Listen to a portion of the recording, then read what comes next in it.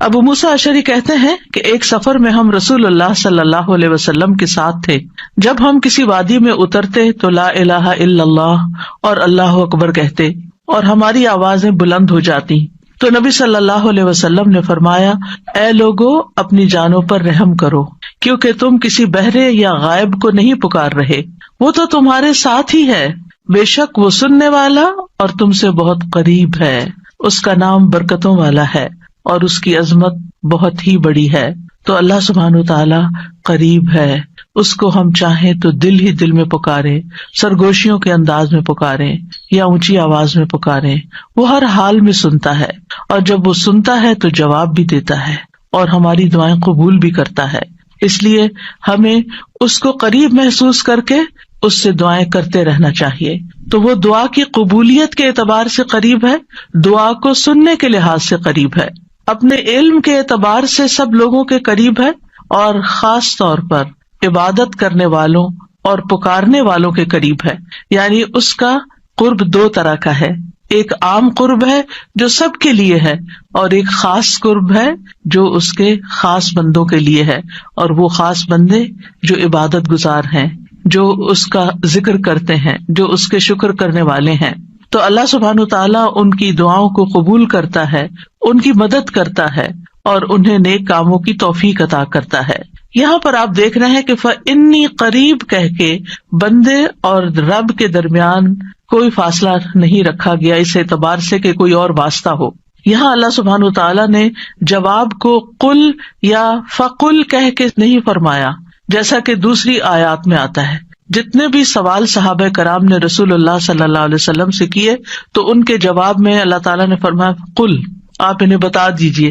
لیکن یہاں پر قل بھی نہیں آیا، ڈائریکٹ فإنی قریب، اذا سألک عبادی انی فإنی قریب، یعنی بیچ میں کوئی واسطہ نہیں لایا گیا.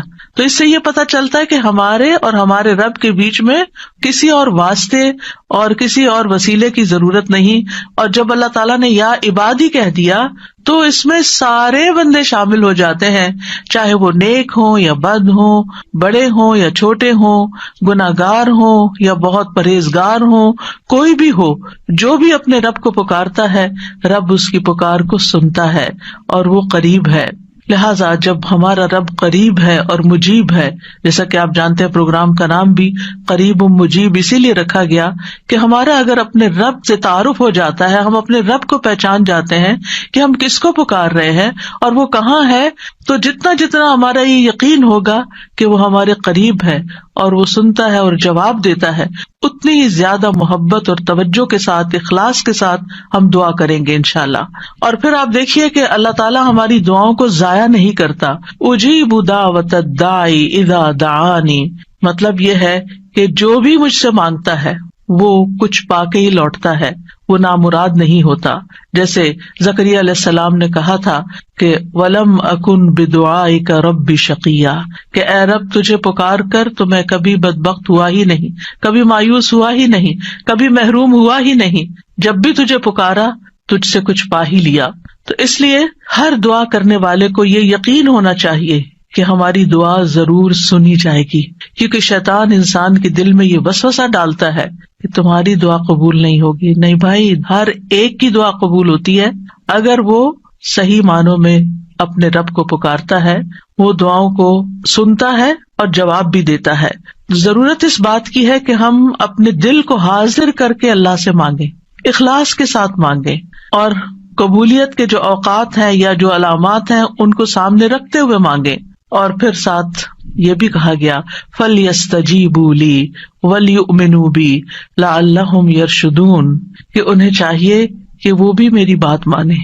یعنی اگر یہ چاہتے ہیں کہ میں ان کی دعائیں قبول کروں تو پھر انہیں بھی چاہیے جب میں انہیں پکارتا ہوں، ایک تو یہ ہے نا کہ ہم اللہ تعالیٰ کو پکارتے ہیں، اور ایک اللہ تعالیٰ بھی ہمیں پکارتے ہیں. یعنی اللہ سبحانہ تعالیٰ کب پکارتے؟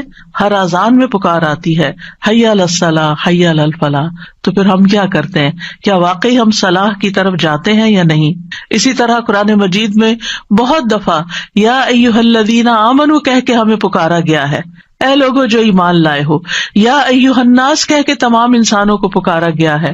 تو کیا ہم انسان بھی اپنے رب کی پکار کو سنتے ہیں؟ کیا ہم بھی جواب دیتے ہیں؟ کیا ہم بھی اس کی طرف بڑھتے ہیں؟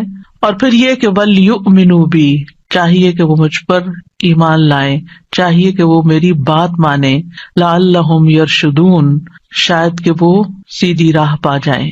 رسول اللہ صلی اللہ علیہ وسلم نے فرمایا، تم میں سے ہر ایک کی دعا قبول کی جاتی ہے جب تک کہ کوئی گناہ یا قطع رحمی کی دعا نہ کرے، بشرطے کہ جلدی بھی نہ کرے۔ پوچھا گیا یا رسول اللہ وہ جلدی کیا ہے؟ فرمایا یہ کہ کوئی یوں کہے کہ میں نے دعا کی اور میں نے دعا کی، یعنی دوبارہ کہ میں نے تو کئی بار دعا کی، بہت دعا کی، میری تو دعا قبول نہیں ہوتی، اور اس طرح وہ تھک ہار کر دعا کرنا چھوڑ دے۔ ایسا نہ کرے بلکہ دعا کرتا رہے، کیونکہ اس کی قبولیت کے مختلف طریقے ہیں۔ تو اللہ سبحانہ تعالیٰ ہم سے قریب ہے۔ ایک اور آیت میں آتا ہے سورۃ ہود کی، وَإِلَىٰ ثَمُودَ أَخَاهُمْ صَالِحًا قَالَ يَا قَوْمِ اعْبُدُوا اللَّهَ مَا لَكُم مِّنْ إِلَٰهٍ غَيْرُهُ هُوَ أَنشَأَكُم مِّنَ الْأَرْضِ وَاسْتَعْمَرَكُم فِيهَا فَاسْتَغْفِرُوهُ ثُمَّ تُوبُوا إِلَيْهِ إِنَّ رَبِّي قَرِيبٌ مُّجِيبٌ۔ اور سمود کی طرف ان کے بھائی صالح کو بھیجا، اس نے کہا اے میری قوم، اللہ کی عبادت کرو، اس کے سوا تمہارا کوئی معبود نہیں، اسی نے تمہیں زمین سے پیدا کیا اور تمہیں اس میں آباد کیا، سو اس سے بخشش مانگو، پھر اس کی طرف پلٹ آؤ، یقیناً میرا رب قریب ہے، قبول کرنے والا ہے۔ ان ربی قریب مجیب۔ یہاں قوم سمود کی بات کی جا رہی ہے۔ یہ لوگ مدائن کے علاقے میں رہتے تھے جو تبوک اور مدینہ منورہ کے درمیان واقع تھا۔ صالح علیہ السلام نے اپنی قوم کو ایک طرف اللہ سبحانہ تعالیٰ کی عبادت کی دعوت دی، توحید کی دعوت دی کہ صرف وہی تمہارا معبود ہے جس نے تمہیں پیدا کیا، جس نے تمہیں زمین میں آباد کیا، لہٰذا تم شرک سے اجتناب کرو، صرف اللہ کی طرف رجوع کرو۔ کیوں؟ اس لیے کہ وہ بہت قریب ہے، اپنے بندوں کی دعائیں سنتا ہے۔ تو آپ دیکھیے، جو آپ کے قریب ہو اور جو آپ کی بات بھی سنتا ہو، تو کیا آپ نہیں چاہیں گے کہ آپ اس کے قریب ہوں؟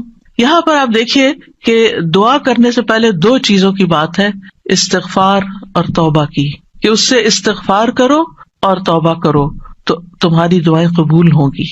توبہ کا مطلب یہ ہے کہ گناہوں سے کنارہ کشی اختیار کرو اور اس بات کا پکا وعدہ کرو کہ آئندہ گناہ نہیں کرو گے، اور استغفار کا مطلب ہوتا ہے بخشش طلب کرنا کہ اللہ ہمیں معاف کر دے، ہمارے گناہوں پہ پردہ ڈال دے۔ اور توبہ اور استغفار دونوں ہم معنی بھی ہیں۔ امام ابن قیم کہتے ہیں استغفار میں توبہ شامل ہے اور توبہ میں استغفار شامل ہے، اور جب ان کو الگ الگ بولا جاتا ہے تو پھر اس کا معنی الگ الگ بھی ہوتا ہے، اور اگر یہ دونوں اکٹھے آئیں یعنی ایک دوسرے کے ساتھ مل کر آئیں تو استغفار کا مطلب یہ ہوتا ہے کہ زندگی میں جو ہم کر چکے ہیں غلط کام، برائیاں، اللہ تعالی ہمیں ان کے شر سے محفوظ رکھے، اور توبہ کا مطلب یہ ہے کہ ہم آئندہ گناہ میں پڑنے کے شر سے آپ کی مدد چاہتے ہیں، حفاظت چاہتے ہیں۔ اور توبہ اس پختہ ارادہ کو بھی کہتے ہیں کہ دوبارہ گناہ نہیں کریں گے، آئندہ یہ نہیں کریں گے۔ تو ان ربی قریب مجیب، میرا رب یقیناً قریب ہے، مجیب ہے، اور یہاں قریب قرب سے شفقت اور اکرام کے معنوں میں، یعنی رب بہت شفیق اور مہربان ہے، بہت کریم ہے، اور اس کا اپوزٹ ہوتا ہے بعید، دور، اور بہت کا لفظ سختی کے لیے بولا جاتا ہے کہ وہ جو شفیق نہ ہو، سخت ہو، کرخت ہو، اور پھر یہ کہ کچھ نہ دے، تو ایسا نہیں ہے ہمارا رب۔ ہمارا رب قریب ہے، مہربان ہے، اور اس کے ساتھ ساتھ یہ کہ وہ اپنے بندوں کا اکرام کرتا ہے اور انہیں سیدھے رستے پر چلاتا ہے، ان کی رہنمائی کرتا ہے، ان کی ضروریات پوری کرتا ہے، ان کی حفاظت کرتا ہے، ان کو مدد دیتا ہے، ان کی مشکلات دور کرتا ہے۔ لہٰذا ہمیں اپنے رب کو قریب پاتے ہوئے، اور قربت کا ایک احساس ہوتا ہے۔ قریب ہونے کا مطلب یہ نہیں کہ اللہ سبحانہ تعالیٰ کسی نعوذ باللہ فزیکل فارم میں ہمارے ساتھ بیٹھے ہوئے ہیں یا ہمارے دل میں بیٹھے ہوئے ہیں، یہ مطلب نہیں ہے قریب کا۔ قربت ایک احساس کا نام ہے۔ آپ نے دیکھا ہوگا بہت سے لوگ دور ہوتے ہوئے آپ کے دل کے قریب ہوتے ہیں، اور کئی لوگ آپ کے ساتھ رہتے ہوئے، آپ کے ساتھ بیٹھے ہوئے، آپ کے ساتھ زندگی گزارتے ہوئے بھی آپ سے دور ہوتے ہیں۔ تو اللہ سبحانہ تعالی کا قرب محسوس کرنے کی چیز ہے، اس طرح کہ وہ سنتا ہے۔ اللہ سبحانہ تعالیٰ سنتا ہے، السمیع ہے، اللہ تعالیٰ دیکھتا ہے، البصیر ہے، اللطیف ہے، الخبیر ہے، وہ ہمارے دلوں کے راز بھی جانتا ہے۔ تو اس سے بڑھ کے قریب کون ہوگا جو شہرک سے بھی زیادہ قریب ہے، اور جو ہمارے دل میں خیال اٹھ کر جو ہمارے دماغ تک جاتا ہے اس سے پہلے کہ دماغ تک جائے وہ بیچ میں حائل ہوتا ہے اور وہ جان لیتا ہے کہ بندہ کیا سوچ رہا ہے۔ نہ صرف یہ کہ وہ یہ جانتا ہے کہ اس وقت کیا کر رہے ہیں ہم، وہ یہ بھی جانتا ہے ہم پاسٹ میں کیا کر چکے ہیں، اور وہ یہ بھی جانتا ہے کہ ہم فیوچر میں کیا کچھ کرنے والے ہیں۔ کوئی اور ہے ایسا جو اتنا زیادہ ہمیں جانتا ہو؟ کیا وہ ہماری ضروریات کو نہیں جانتا ہوگا؟ کیا وہ ہمارے دکھ کو نہیں جانتا؟ کیا وہ ہماری پریشانیوں کو نہیں جانتا؟ کیا وہ ہماری زندگی کے مقاصد کو نہیں جانتا؟ کیا وہ ہماری کوششوں کو نہیں جانتا؟ کیا وہ ہماری عبادتوں کو نہیں جانتا؟ وہ خوب جانتا ہے، وہ سب کچھ جانتا ہے۔ تو جو جانتا ہے اس سے مانگے بنسبت اس کے کہ جو جانتا بھی نہیں ہے، اور ہم اس سے توقعات لگا کے بیٹھے رہے کہ یہ ہمارے لیے کچھ کریں گے۔ عام طور پر ہم جب کسی مشکل کا شکار ہوتے ہیں تو پھر بندوں کی طرف دیکھتے ہیں، نہیں، جو اپنے رب کو قریب پاتے ہیں وہ اپنے رب ہی کی طرف دیکھتے ہیں اور رب ہی کی طرف پلٹ پلٹ کر جاتے ہیں۔ اور تابا یتوبو کا مطلب پلٹ پلٹ کر جانا بھی ہے، کہ واپس پلٹتے ہیں کہ اللہ تعالیٰ اگر ہماری کسی بات سے آپ ناراض ہو گئے ہیں یا ہم سے خفا ہیں تو ہم تیری ہی طرف پلٹتے ہیں۔ اعوذ بک منک، تجھ سے ڈر کے پھر تیرے ہی پاس پناہ لیتے ہیں، اپنے گناہوں کے شر سے بچنے کے لیے، اپنی سیئات سے بچنے کے لیے۔ تو اس لیے تھرو آؤٹ جو ہمارا انشاءاللہ پروگرام ہوگا، اس میں آپ یہ 2 لفظ بس پکے کر لیں، وہ قریب ہے، وہ مجیب ہے، وہ بہت قریب ہے اور وہ جواب بھی دیتا ہے، وہ دعائیں قبول بھی کرتا ہے۔ اس لیے اس رمضان میں خوب خوب دعائیں کرنی ہے۔ اور ویسے بھی آپ دیکھیں کہ دعا افضل ترین عبادت ہے، الدعاء مخ العبادہ، عبادت کا جوہر ہے، عبادت کی ٹاپ پر ہے۔ تو رمضان کا مہینہ عبادت کے لیے، لہٰذا اس عبادت میں دعاؤں کا ایک خاص حصہ ہونا چاہیے۔